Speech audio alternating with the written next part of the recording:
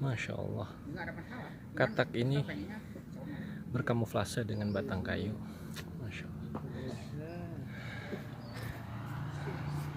Nah,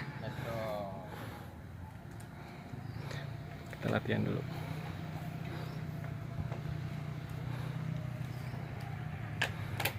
Lanjut jurus lilin membelah.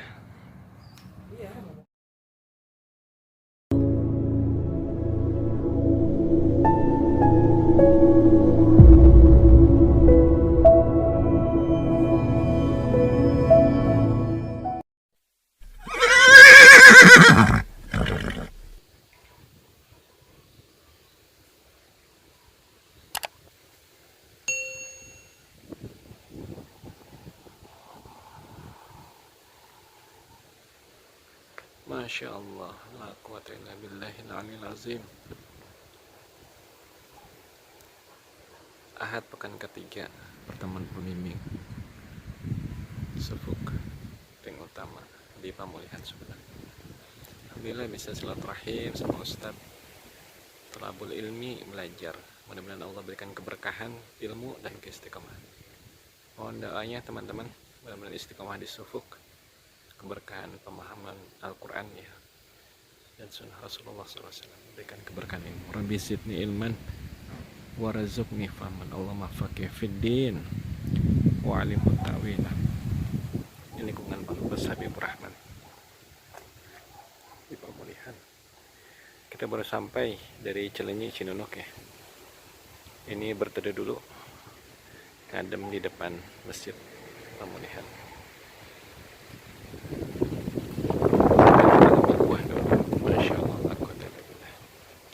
Terus ikuti perjalanan setia sunnah dan melengkapi sunnah Rasulullah SAW, talabul ilmi, berbagi dan peduli.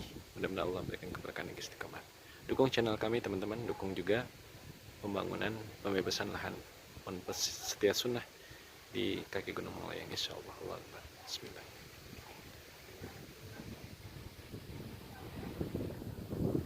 Jadi sebuah pelajaran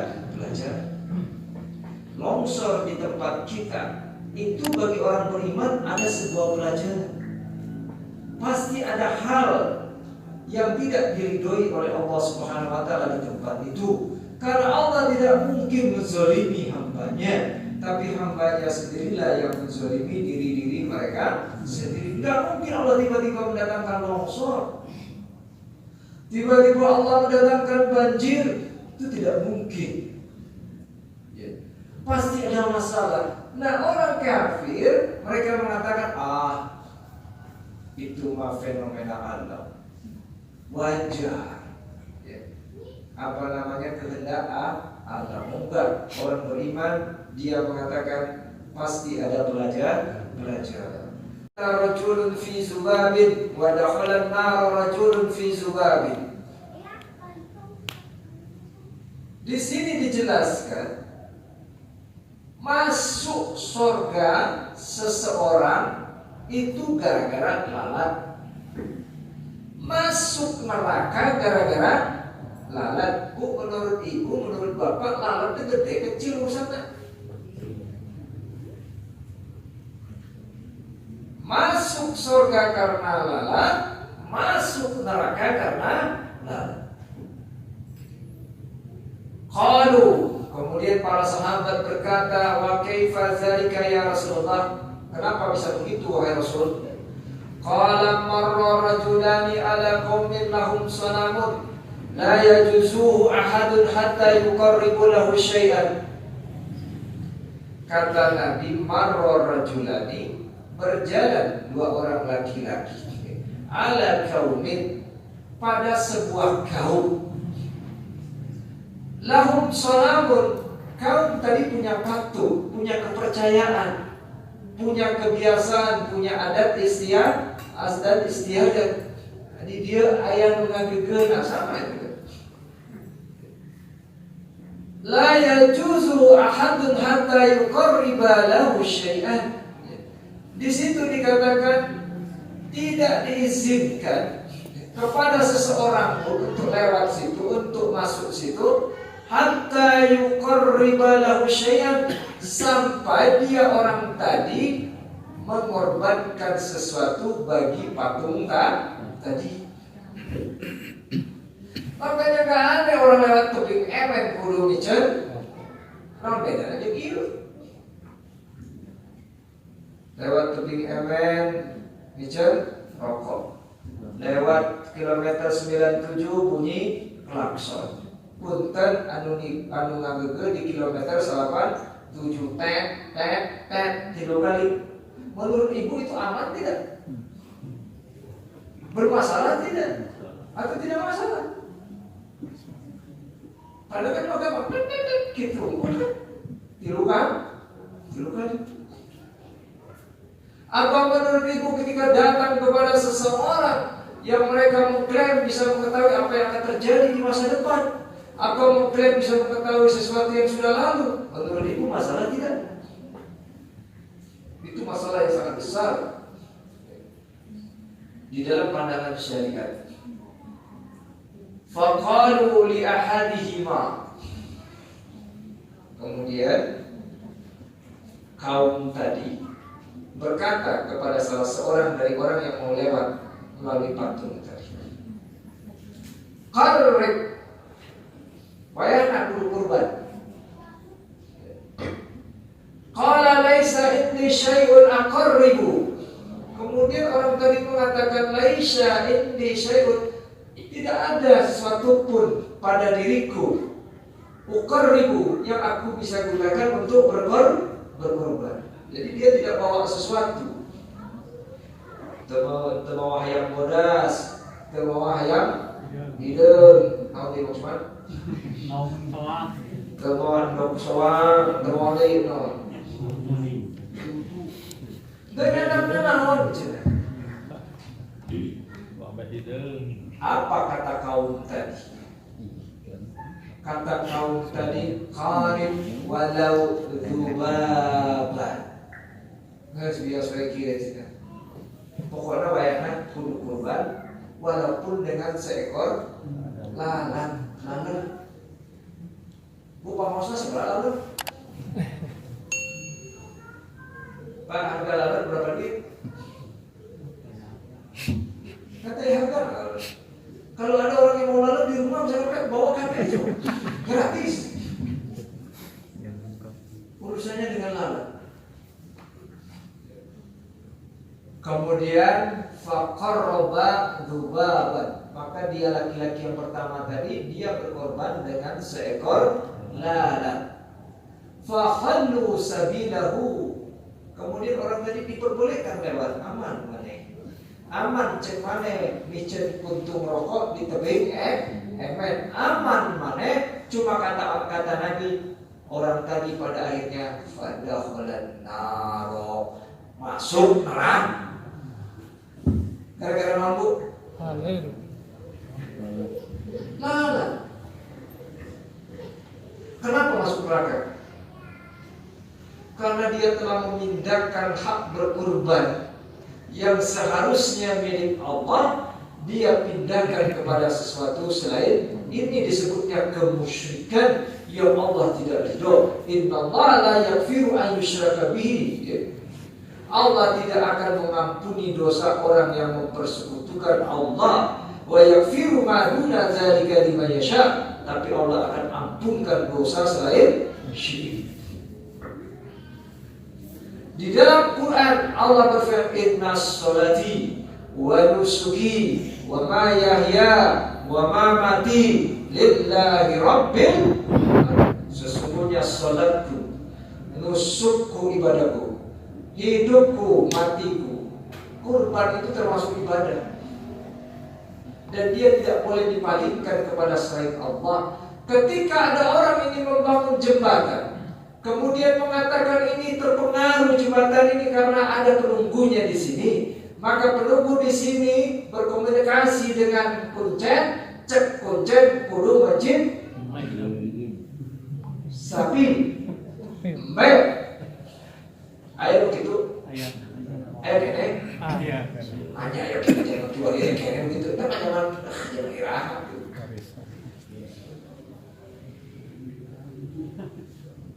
kemudian Anda lakukan itu, menurut Anda punya masalah besar nggak di hadapan Allah nanti? Sangat besar.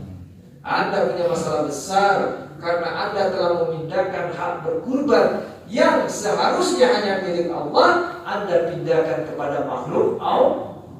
Anda dapat hukuman besar. Kemudian orang yang kedua tadi berkata, faqala ma kuntu liuqarriba li ahadin syai'an dunallahi. Orang kedua ini tetap teguh dengan keakidahnya. Dia mengatakan, aku tidak akan berkorban kepada sesuatu apapun selain hanya kepada Imani melawan fadarabuhu unuqahu fadakhalil jannah.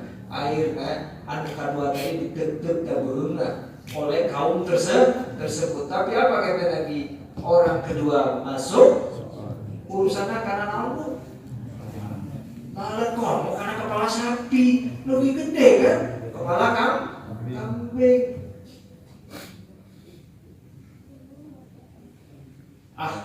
Kita ini kadang-kadang mengorbankan hidup kita yang sebentar untuk kesenangan yang sebentar. Dan hidup di dunia memang sebentar, Bu. Pak, dan Nabi orang hidup di dunia mau kita korbankan juga diri kita dicemplungkan ke neraka, itu bertahan saja dengan akidah. Askuruka wa at'uka. Nah, apa sih yang dimaksud dengan askuruka wa at'uka? Maksud askuruka itu artinya asna alaika wa ahmaduka bihi, ya. Dengan kalimat tadi maksudnya aku akan mengingatmu, artinya asna memuji atasmu dan menyanjung dan memujimu dengannya dengan kalimat la ilaha illallah. Begitu. Kemudian wa at'uka bihi atawassalu bihi ilaika iza da'autuka. Maksudnya at'uka, aku berdoa kepadamu dengannya. Ya, ini kembali ke la ilallah tadi. Maksudnya atawassulu, aku bertawassul bihi dengannya ilaika kepadamu. Iza apabila da'autuka, apabila aku berdoa kepadamu. Jadi gitu tafsir ini. Nah, seperti kayak ini kan. Nanti setelah tafsir ini dia bagus ini mah untuk orang belajar lah. Nah, setelah ini dia kasih al-makna al-ijmaliyu lil hadisi. Makna global dari hadis ini apa? Maka katanya anna Musa alaihi salatu wassalamu talaba min rabbihi azza wa jalla ayyu'allimahu zikran yusna alaihi bihi wa yatawassulu ilaihi bihi fa arsalallahu ayyakula la ilaha illallah. Fa atraka Musa anna hadzal kalimata kasirun zakaraha ala alsinati khalqi wa huwa innama yuridu ayyakhussa bihi bizikri yamtazu bihi an ghairihi fa bayanallahu izama fadli hadza dzikri allazi arsalahu ilaihi wa annahu la syai'a yu'adiluhu fil fadli. Perjalanannya cuma masalahnya akhir perjalanan itu dua, ada surga dan neraka. Kalau seandainya surga wungkul ya bebaslah kamu di dunia mau ngapain ke, ada tempat balik kan cuma surga doang. Kamu mau sholat, mau latihan karate, mau latihan kungfu, mau kamu maksiat enggak, pokoknya karena ini enggak ada, kamu pasti ke surga. Sudah diampuni dosa-dosa. Masalahnya ya iya karena ada ini, jadi kamu nggak boleh sembarangan, berarti ada atuh. Nah, karena ada ini maka Allah kan bikin di sini untuk manusia itu pemisahnya, filternya. Siapa yang berhak ke sini, siapa yang berhak ke sini. Filternya itu dua jalan para nabi dan jalan-jalan setan segitu. Nah, pada akhirnya nanti manusia itu masuk ke sini ada tiga cara. Ada yang tanpa hisab, ada yang dengan hisab, ada yang masuk neraka dulu baru keluar. Nah, yang keluar dari sini yang mati dalam keadaan tidak mempersekutukan Allah walaupun dia melakukan dosa-dosa besar. Siapa di mana? Ya di sini. Ya. Salah satunya di sini. Nanti Syafaatul Uzma itu ketika Nabi SAW meminta di hisab itu kan, ketika di padang mahsyar kan nunggu keputusan belum diputuskan. Nah, itu syafaat yang pertama. Tapi yang kita bicarakan di sini. Di sini kalau orang penghuni neraka itu ada yang abadi, ada yang tidak abadi. Nah, al-muwahhid itu tidak abadi di sini. Dia akan keluar lagi, dimasukkan ke sini berkat la ilaha illallah. Ya. Jadi yang mati tidak mempersekutukan Allah, dia berhak ke sini walaupun dia melakukan dosa-dosa besar, rampok, zina, zina, macam-macam itu, dia pasti akan keluar. Makanya kesimpulannya apa? Penting. Kesimpulannya sangat penting belajar memiliki jaminan keselamatan. Dimulai dari firman Allah, wal awalu wal akhiru wal zahiru wal batin. Dialah yang paling awal, dialah yang paling akhir. Artinya apa? Awal akhir di Allah nggak butuh sama makhluk, nggak butuh. Kenapa? Karena Allah itu kan qul huwallahu ahad, Allahu samad, lam yalid wa lam yulad, tidak butuh apa-apa. Tapi ketika Allah beriradah, berkeinginan ingin menciptakan sebuah sistem yang disebut dengan penghambaan di diri, maka diperlukanlah toolsnya untuk supaya sistem itu terbangun.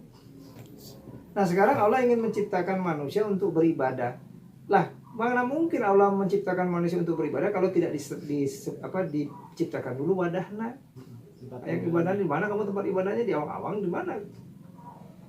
Makanya memulailah kajian yang pertama, Allah menciptakan langit dan bumi. Yang pertama kali Allah ciptakan itu adalah air. Setelah air itu mengering, naik asapnya, Allah ciptakan langit 7 lapis. Kemudian bumi itu air itu mengering, Allah ciptakan bumi. Kemudian bumi itu bergoncang, Allah ciptakan gunung-gunung, kemudian pohon-pohonan dan seterusnya. Oke, berarti wadahnya sudah ada kan? Nah, setelah wadahnya ada, baru Allah berfirman, wa isqala rabbuka lil malaikati inna ja'ilun fil ardi. Kalau nggak disiapkan wadahnya gimana? Nah, oke, akhirnya disiapkanlah, wadahnya selesai, baru diciptakan manusia, kan wadahnya sudah ada. Ya. Nah, sekarang Allah menciptakan segala sesuatu itu kan dengan ajalin musamma, batas waktu tertentu. Ya. Makanya di dalam Al-Qur'an, ma khalaqnas samawati wal arda, tidaklah kami jadikan langit dan bumi itu main-main, tapi illa bil haqq wa ajalin musamma, kecuali dengan hak itu untuk ibadah, dan ajalin musamma, dengan waktu yang sudah ditentukan. Makanya Allah kasih batas waktunya. Ya. Batas waktunya yaitu kiamat kecil, matinya kita masing-masing, kemudian kiamat kubro, hancurnya dunia. Nah, itu jalan ceritanya. Jadi kalau belajar agama pakai jalan cerita mah enak dengernya. Dan yang nyeritanya juga nggak habis terus saja sampai suaranya nggak habis sendiri. Nah, setelah selesai itu kan Allah siapkan, Allah jadikan manusia. Cuma Allah kan ciptakan ada surga dan neraka. Maka Allah ciptakan makhluk yang berikutnya supaya bisa terpisah, yang masuk surga, yang masuk neraka. Nah, Allah ciptakan yang namanya setan itu. Bukan hanya sekedar raja di surga, enggak, itu mah supaya ini, karena ini ciptakannya dua nih. Nah, kalau nggak ada setannya, nah kumaha tuh. Makanya Allah akhirnya menciptakan makhluk yang berikutnya, yaitu setan, ya, untuk bisa pemisah sebagai mana yang cocok ke surga. Kalau telah ciptakan sebelumnya mungkin setan. Ya karena kalau diciptakan itu kan keniscayaan, kan berkaitan. Kalau nggak jalan ini mah. Ya, kan? Ya kalau nggak ada setan ya ngapain kita ini ya? Yang nggak suka ke dia.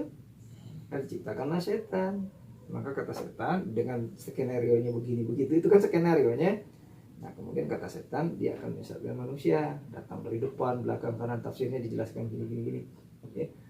Nah, kemudian setelah diciptakan setan tadi, nah Allah juga kan kasih guidingnya juga. Kalau nggak ada guidingnya kan nggak bisa ngelawan setan itu. Ya, maka Allah turunkan sparingnya, turbulnya para nabi dan rasul. Makanya setiap kali kaum sesat sama setan, Allah utus para nabi dan rasul. Nah, seperti itu. Nah, kemudian para nabi dan rasul itu apa tugasnya? Tugasnya memberi tahu kepada manusia aturan yang diinginkan oleh Allah. Pertama, bagaimana berhubungan dengan Allah. Yang kedua, bagaimana berhubungan dengan sesama manusia. Dan yang ketiga, bagaimana berhubungan dengan alam segitu unggul. Itulah yang disebut ibadah. Itulah yang disebut dengan al-islamu atau syariat Islam. Itu.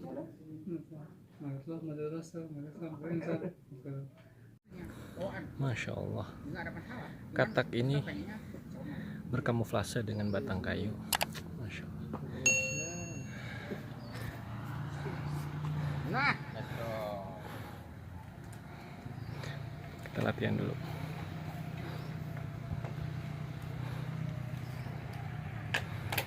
Lanjut jurus lilin membelah. Lilin meleleh. Masya Allah. maju 2 kali dia. Masya Allah. Nah, Alhamdulillah. kan kali.